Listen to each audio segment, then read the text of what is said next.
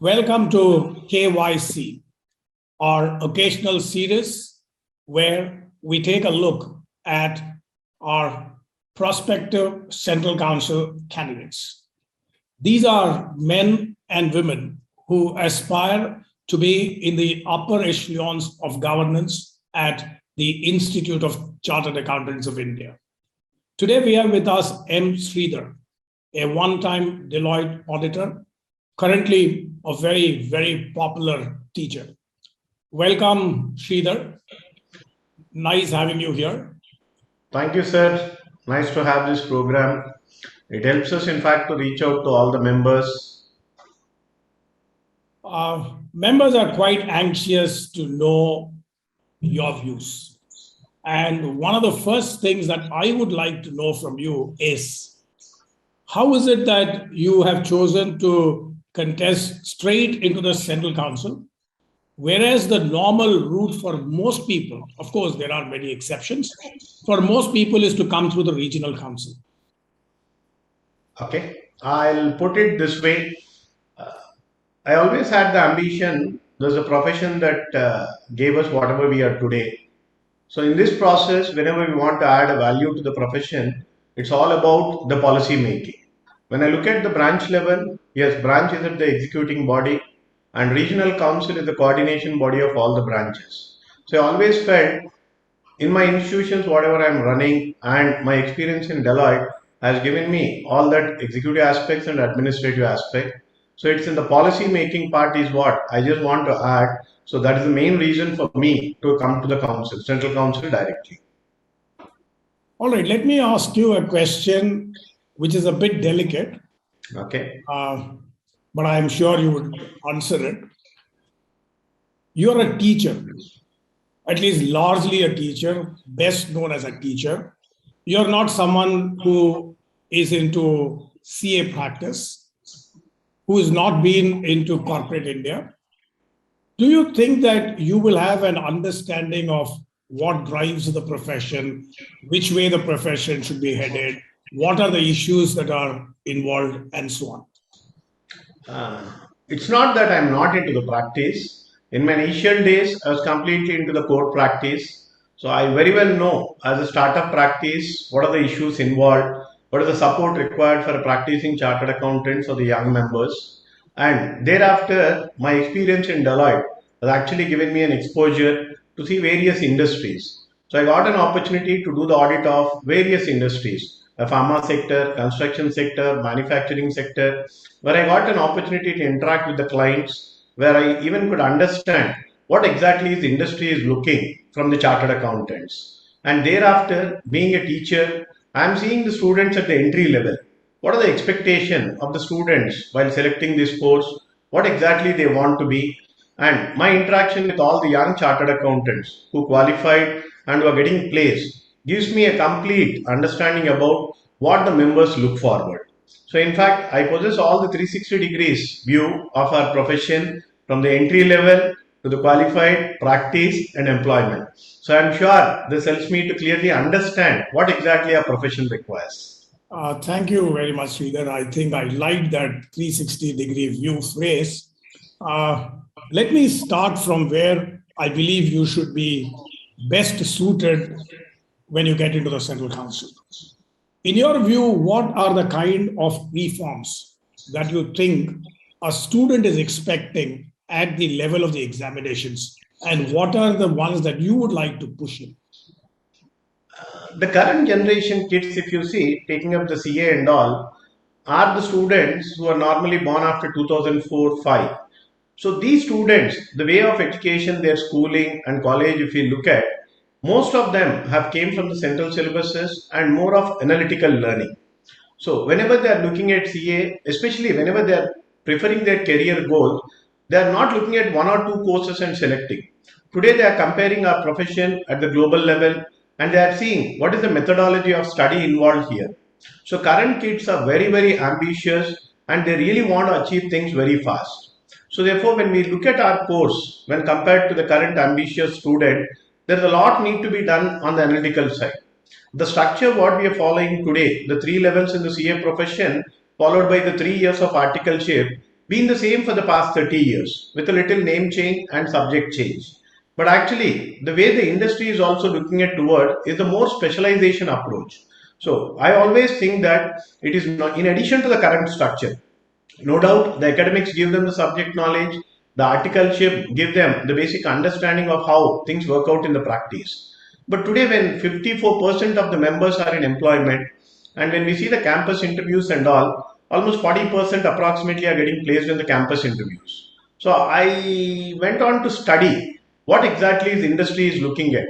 So during my interaction with my colleagues in the industry and after the campus placement with the students, what I understood is industry is expecting much more beyond the subject and beyond the articleship. They want the specialization. And in this process, there is a lot of restructuring to be done, not only up to qualification level, even post qualification. Today, industry is also expecting people to be a good managers. No doubt they are accepting that CA is having the subject knowledge, but when it comes to the managerial skills, team leading approach, this is the area where we need to build. So though we have taken our GMCS as one of the area where we want to add on, but that's a very limited one. We're just creating a confidence. But the current youngsters are looking towards not only this, their career guidance is what they are looking. They want to be entrepreneurs. They are ready enough to have a specialization and focused approach. So this is the area where we are missing. Of late, I have been many a times, even as a student, I was listening. CS are good at subject, but MBAs are good at presentation and all. So it's been listening, but we are not addressing at all. It's a high time when we are running on the specialized world. As such, any sector we see today wants a much specialization. So it is in this situation, after post qualification, we need an in-house 1 year training where we fill in the gaps of the training in the articleship. Because students come from various backgrounds, various areas. Their exposure towards articleship is not one and the same. So therefore, it is after the qualification is what? We need to have a finishing school approach, maybe a 6 months or 1 year time where we train them from administrative front, where we train them with the leadership skills. So this is what is required today, and even industry is looking towards the same. Okay. We'll move from students, where you spoke at length about content, etc., to industry. What is it that industry is expecting from ICAI? Or is it that after passing the CA exam and after having joined a plum job, industry has forgotten the institute because it thinks that the institute per se does not add value to it on an ongoing basis? It's exactly not like that. Many of the students are lacking the career guidance. Say in the recent 1 year, I've been interacting with all the youngsters who qualified. A lot of these youngsters have joined the global organizations where their role is very confined and they find it to be a little monotonous, or they feel that the core subjects what they have learned, they could not apply it. So the other way I was checking with the seniors in the industry. Now, why such role is being played? That means why are you limiting a chartered accountant to a specific, a small role? So then what they were saying is, in a clientele interaction and in a team leading is what they are lacking the skills. So this is the area we expect them to work for a year or so, get that experience in the team leading aspect and the leadership skill. Then is what they want to push it them to a multi-level skilled approach. So if at all we can equip our members at the entry level itself, I'm sure industry is ready to absorb it. I would like to say that it is in addition to the subject knowledge, it is the skills which are required in the industry. We are not training them. This is what is my observation. So, Sridhar, I'm on a slightly different wicket. What I'm trying to ask is that if I'm, let us say, 35, 40 in the industry, connectivity, yeah.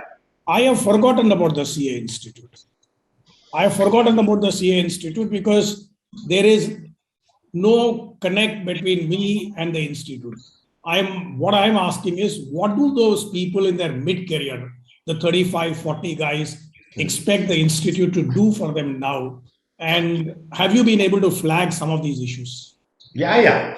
In fact, there's a good area, a good point. In fact, I was speaking, in fact, my classmates, I'll take as an example when I was speaking. So they come up and ask me always, how is that if I take up practice now? So I tend to ask them, what is that which is motivating you towards practice? Is it that you love that you want to be in practice, or is it that your job which is forcing you to come to practice? Their example, one of my friend was sharing. See, the initial career growth in the industry is very good, but as we move up in the ladder, in the same role, industry is seeing us as we are overburdened or it's a costing factor to them. From there, really to move upon is becoming tough unless we are upskilling ourselves with the latest changes. And it's not that the same role or the same nature of a job they are performing. In this area is what actually they are looking towards ICI. Suppose if they want to change over an industry, suppose if at all they want to come to a practice, or these are the areas where they need some training. Why are they forgetting means one simple question. Except membership fee payment, where is that? Inshoot is playing a role. The simple question they are asking. Suppose if at all they are looking for a job change, if at all they want to explore a global opportunities, this is the area where we are losing the connect. We need to establish. They are looking towards the institution, nothing but our ICI. So we need to have that platform, not only placement immediately after qualification, we need to have this placement section at every level. Member maybe after 5 years, 10 years is preferring to change an industry, but he is also ready enough to upskill, take a time and get upskilled. But where is that he is looking for? This is what an ICA should play a role. Thank you very much, Sridhar. In the other part of this conversation, we will talk to you about what are your thoughts about the profession and what kind of role the ICAI can play. And most importantly, we will also like to know the personal side of you. Sure. So we'll meet after the break. Yeah. Sridhar, in your view, what is it that professional practice today is looking forward from the ICAI? And obviously, I'm referring to the small and medium practitioners because the biggies can always take care of themselves. See, today, actually, as you rightly said, the profession is looking towards a direction and more specifically, the SME point of view. So, during my interactions, even I tried to understand what my observation was. Now, the practice has the two segments. One, compliance-based the segment, and the second one is the consulting-based segment. Over a period of last 10 years, the revenue that is coming to the members from the attest-based is coming down and the role of consulting income is keep on increasing. So this is what making them to think. My signature has a validity, but that income is now said to be a lower and consulting income is what? Which is said to be a higher. As you rightly said, why biggies don't have a problem? They're able to invest on the technology, they're able to invest on the manpower recruitment. So therefore, they're able to get it through the consulting part. But when it comes to the small and medium firms, it is the attest-based duties is what which fetches them the revenue. So in this regard, over a period instead of adding much of the non-attest and bringing under the cover of attest, we have left it the consulting going on and the attest-based roles are coming down. In the other way, we have been seeing in the recent days that small companies audit is being removed, GST tax audit limits and all. So whatever was the cup of tea within attest-based function, that is getting diluted. So this is what is the role of ICA in this regard is two things. One, upskilling and training the members for wherever the non-attest based where we are competing with non-chartered accountants. And second thing is bringing the other areas which are still under non-attest category.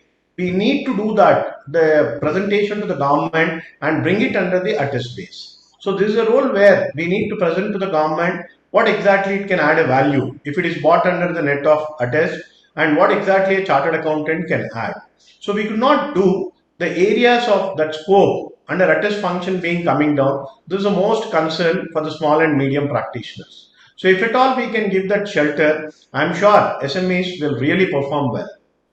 All right, Sridhar, this idea about small being beautiful, I think has long disappeared, both in industry and slowly in profession. What is it that is stopping many of the small and medium practitioners in the CA profession from coming together, merging and scaling up? I'll refer it back to my earlier suggestion. We are training them only subject and basic articleship. But actually coming together requires a lot of teamwork, lot of leadership skill and all these things. So this training aspect is what missing to our newly qualified chartered accountant. So if we go back and see also 2 people or 2, 3 people are maximum coming together. But again, the aspect of team leading, sharing the responsibilities, the advantage of synergy factor, this approach is being not trained. So our curriculum or a practical training or a post qualification training, we need to imbibe that leadership skills, administrative skills, where actually these people can come forward and do a teamwork. So the advantages of teamwork we could not explain in fact. All right. I think that that's a point that is well taken. I want to talk to you about something possibly in a small way connected to this. If you look at the alumni of IIM, they have a massive network. Yes. Any top guy from an IIM who's working in a company tries to help out a fellow alumni who's possibly into consulting or who's possibly into something else. The networking among the IAS officers is even more phenomenal. True. Is even more phenomenal. And from what little I have interacted with them, those guys, if they are from the same batch, they are virtually like family. Is that sense of bonding missing in CA? And if so, why? It's completely missing, I would like to say. Except for the CPE events, none of the chartered accountants are meeting anywhere. In fact, the youngsters are really questioning, sir, how is this profession? Where is that I can meet my colleagues? Tell me one such area where I can get together, where I can understand, meet and interact. We in fact fail to give such platform to the youngsters. Unless they have that networking and the help of the alumni is what it matters. Morning I was speaking to one of our students who has completed CA. Of late he has joined ISB and now he is taking up his profession at Mumbai.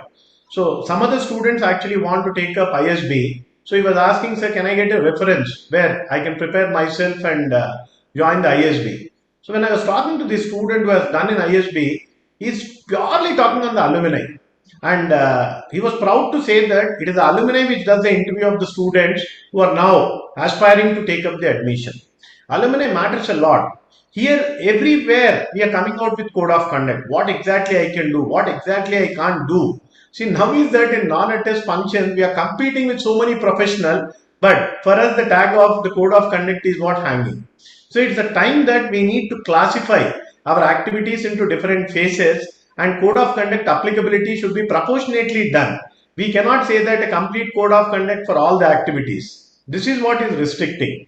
In fact, the last 2-3 years qualified chartered accountants, when I was interacting with them during the campaign process, they are asking one thing. Sir, only one thing we always used to feel proud or enjoy was our convocation. That itself is not there for the past 2 years. So please make sure that at least the pending convocation is taken forward. So as you rightly said, we have missed upon that. Today the togetherness factor is missing. And your other question which was saying, what is that stopping them to come together, SMEs, and form a big enterprise? Because we don't have this alumni or networking, that is what is missing. Today, even one chartered accountant, one issue has arisen. There is no such togetherness. In fact, we are simply forwarding in the group saying that this has happened, that has happened. Instead of going into the context of the situation, instead of going into the roots of the situation and trying to understand where exactly the mistake happened, how much is that we all can stand for that. Instead, we are taking it on the other way and pushing it among the people that it has happened. It's a high time that we need such networking, we need such association. If you look at it, the other profession, they have that continuous interaction and it's time. If not, one of the reasons for the drop in the numbers also today, a lot of chartered accountants are asking, sir, why there's so much of article scarcity? It's just that the number of people taking up the profession has drastically come down by 50%. So why it is coming down? Yeah. Earlier there was Okay, Sridhar, I'll move on to the next thing. Yeah. I have seen in the course of the last many years that people who get into the council are really committed to the work that they do. I think they spend long hours. I'm sure when you get elected, you will also be spending long hours. But what is it that will make you, let us say, rejuvenated? What are the kind of hobbies that you practice? What will push down the stress levels that are definitely going to go up when you get into the council? First and foremost, if you ask me that stress factor, it's about all our thought process. If I'm so desperate or I'm of a thing that I can't be a team player, then is what the stress factor comes into account. Say, you need to enjoy your activity actually. What exactly you're doing? Are you clear enough that you want to do it or not? And what is that value addition and where is the scope? If you're very clear with this, I don't think stress will play a role. So today, if you ask me in my institution, we are operating with 600 employees, and I always believe in a decentralized approach. When you take everything on your head, then naturally things get delayed and you feel stress. When things are delegated properly, even I feel even in our ICS structure today, we have so many branches and 5 regional councils. Why can't we have a delegation of certain duties to branches and regional councils? Why are we holding all at one level at a policy making body where much of the council members' time is going in that?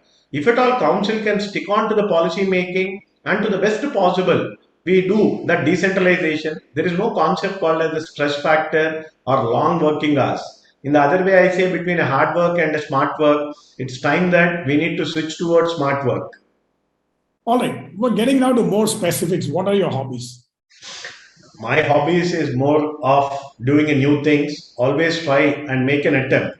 See, there are two things I always tell to the people. When you get a chance to do a new thing, always say yes, never say no.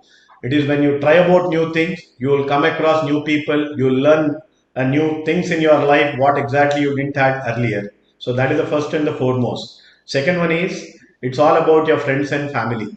One day or the other, we all retire. I have a lot of friends who are at 55 or 60 years.